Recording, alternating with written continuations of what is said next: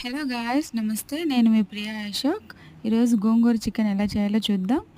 ఒక ప్యాన్లో గోంగూర వేసుకొని స్లో ఫ్లేమ్ మీద వేయించుకోవాలి. వేయించుకున్న గోంగూరని సైడ్కి తీసుకొని అదే ప్యాన్లో ఆయిల్ వేసుకొని మిరియాలు, లవంగాలు, చెక్క, 2 ఇలాచీలు, సన్నగా కట్ చేసుకున్న ఆనియన్స్ అండ్ పచ్చిమిరపకాయలు వేసి స్లో ఫ్లేమ్ మీద బ్రౌన్ కలర్ వచ్చేంత వరకు వేయించుకోవాలి. అందులోనే చిటికెడు పసుపు, సాల్ట్ అండ్ కారం కూడా వేసి వేయించినాక ఆల్రెడీ మనం మ్యారినేట్ చేసి పెట్టుకున్న చికెన్ని వేసి స్లో ఫ్లేమ్ మీద 10 మినిట్స్ వేయించుకోవాలి. ఇలా చూసారు కదా, ఆయిల్ ఇలా తేలినాక మనం ఆల్రెడీ గోంగూర ఒక సైడ్కి తీసి పెట్టుకున్నాం కదా, ఆ గోంగూరని ఇందులో వేసి ఇంకొక 10 మినిట్స్ స్లో ఫ్లేమ్ మీద వేయించుకుంటే కర్రీ అనేది రెడీ అయిపోతుంది.